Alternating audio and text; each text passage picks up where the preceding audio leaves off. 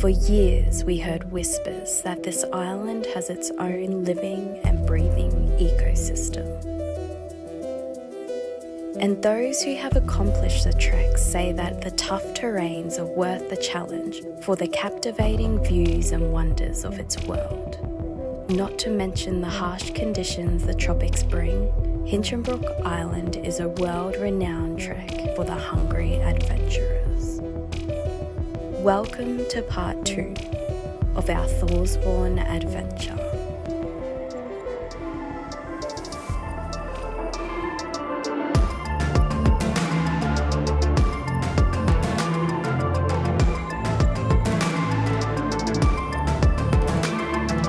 Previously on our Thorsborne adventure, we tracked the amazing landscapes of Hinchinbrook Island, starting on day 1 at Ramsey Bay, hiking a total of 6.5 kilometres to reach Little Ramsey Bay camp area. We woke up early on day 2 and set foot for a 10.5 kilometre trek to the Zoe Bay camp area, finding incredible views and hidden gems along the way.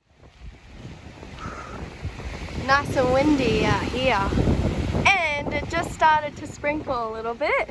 Nothing wrong with a little bit of rain when you need it. Quick setup. We're heading up to Zoe Bay waterfall now. Got a bit of rain just before, but now have a go. See these bloody blue airs.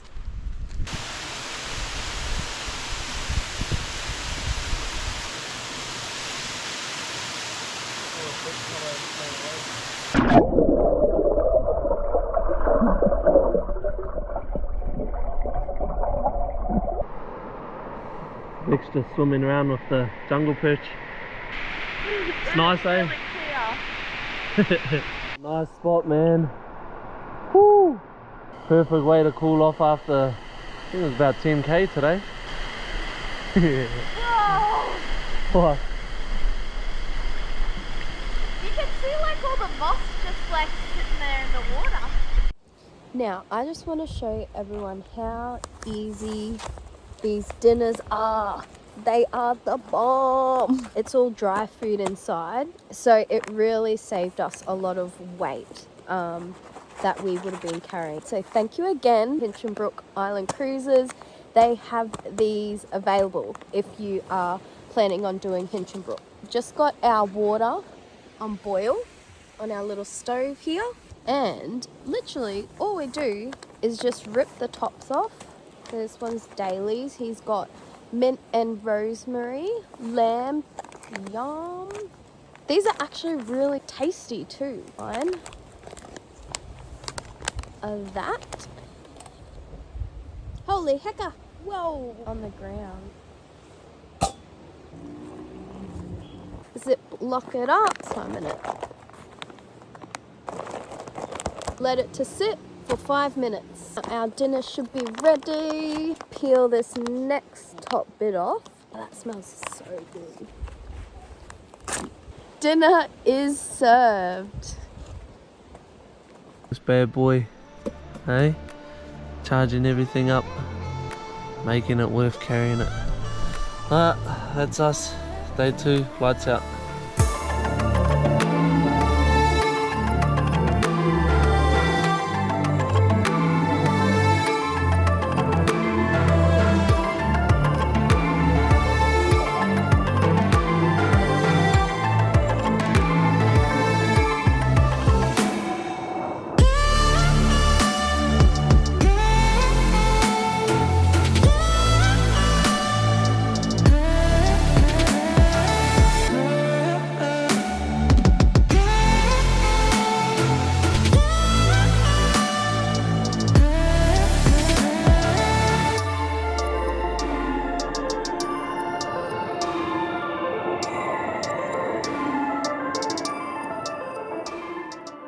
Woohoo! Here we are, top of Zoe Falls. Wow. Look at that. Have a look at it, man. It's Saturday morning. We're gonna carry on hiking up to Mulligan Falls, but even just to get up to Zoe Falls, it's a bit of a mission. Have to scale some rocks, pull on some rope, climb some more rocks, but then you earn the rewards when you get to see this So it's 8 in the morning, we're gonna carry on up to Mulligan. Ooh, this way. Cold rag. We're out in the open now. So the sun's just beaming on the neck. It's only like 8:30. We're about an hour into the hike from Zoe Falls.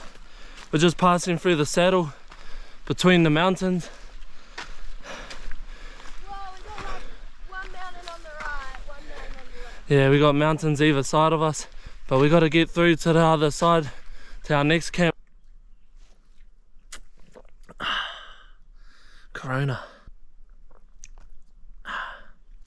Great Northern. Great Northern. Oh, that scared me. How? I thought something jumped out. At the top of the saddle. Man, Mount Bowen, it's just massive. Massive. Looks cool as. View goes forever. Zoe Bay's way down there. Oh no, that's not Zoe Bay, that's Nina Bay. Nina Bay's way down there, Zoe's a bit more around the corner. And Mulligan's on the other side here.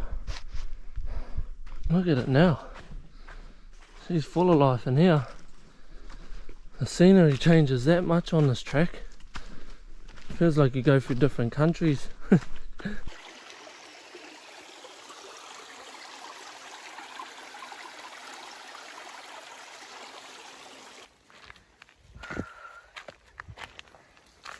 Look at this view. Lucinda Jetty right in front of us.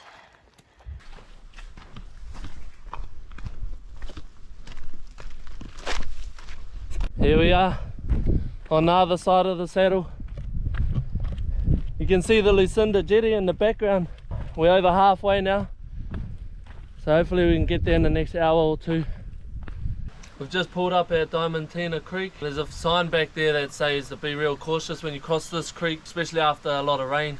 You can see up in the mountains, like if you get a lot of rain, where all the water channels to, and it's just gonna fly down here. I could just imagine this place full of water.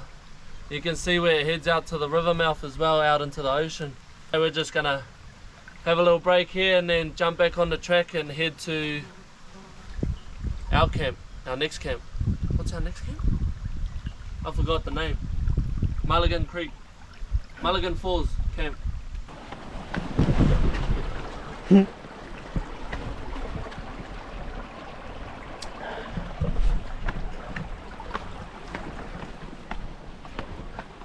Here's our arrow.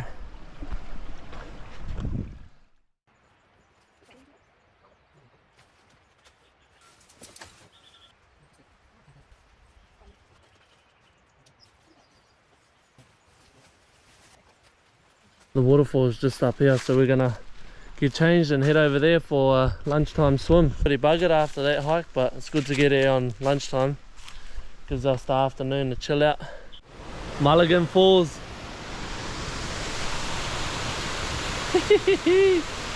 Beauty. Gonna spend our last night here at the campground, but we're just gonna chill here for the rest of the afternoon. Have dinner later, lights out early, and then we got our last leg of the hike tomorrow from here to George's Point, and then it's home time.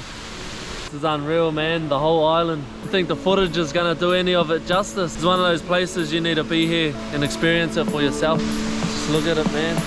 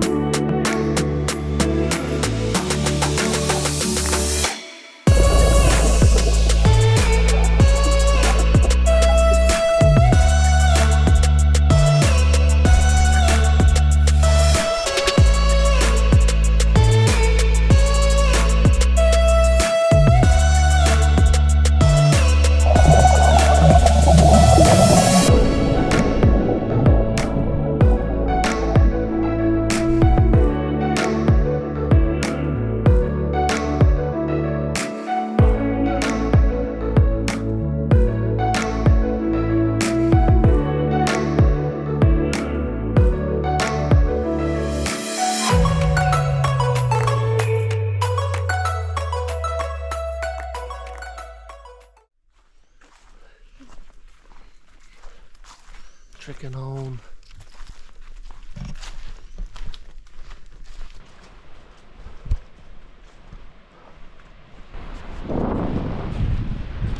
We come over that ridge there yesterday, day 4, the last stretch, the George's Point. We gotta go all this way along this beach. So we got up early, left camp about 7 and hiked for 40 minutes through the scrub over here, and then we got to go about 2 or 3 kilometers, and then we got to cross Mulligan's Creek, which is tidal, and then we got another 2 or 3 kilometers after that. Apparently this stretch of beach is about 5 kilometers according to previous hikers that we've met on the track. They reckon around 2 hours, so we'll see how we go. So we're coming up to Mulligan's Creek crossing now. We've got it on low tide, so it should be a breeze to cross through. They always say though, cross the creek where the creek meets the ocean, or where the river meets the ocean, because it's the shallowest point. This is how shallow it is. Mulligan Creek's crossing. I think we flicked that one, eh? Oh, we had the knowledge, but we knew it was going to be shallow. They say not no higher than a 2 meter tide to cross. So after that it gets about chest high, which is sketchy because it's crocodile territory. Yeah. So you got to try and catch it on low tide. If you go with Brad from Hinchinbrook Island Cruises, he's the bomb, because he gives you a plan for each day and when to cross rivers, what time to leave. Gives you like a little itinerary, which makes it a lot easier. So if you're struggling or want to do it but you're a bit unsure like we were, yeah, Brad was the guy who made it real easy for us. Just had to read off the paper, told us what times to leave, how long each hike was, and when to cross the tidal crossings and creeks. Champion. And that's why that was easy. We got about 2-3 kilometer stretch left after that creek crossing. We're well ahead of schedule, so we're just gonna get there and chill out and wait for our boat at 12 o'clock, and then she's all done. All done. We've been super lucky with the clouds in the sky, because it's given us a really cool morning. We've heard so many stories that this is just, when the sun's out, it's just beaming and there's not much shade along here. So what a way to end the trip. I can see Mulligan Falls from here on the drone, like the actual waterfall. And then I'll show them that. Okay. As we make our way to the end of our Thorsborne journey, the feeling of accomplishment sets in.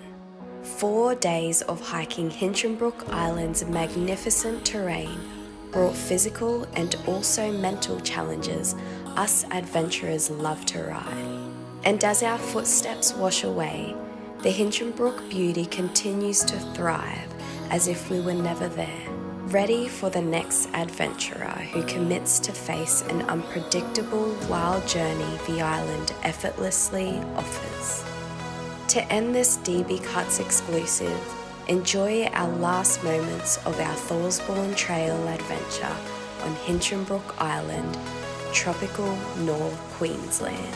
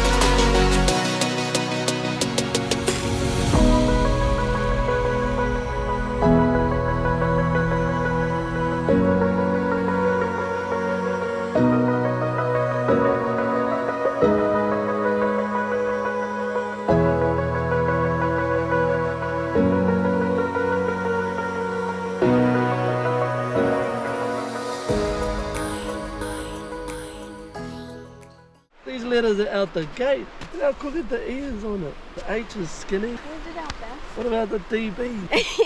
Oh hell, not in. The end.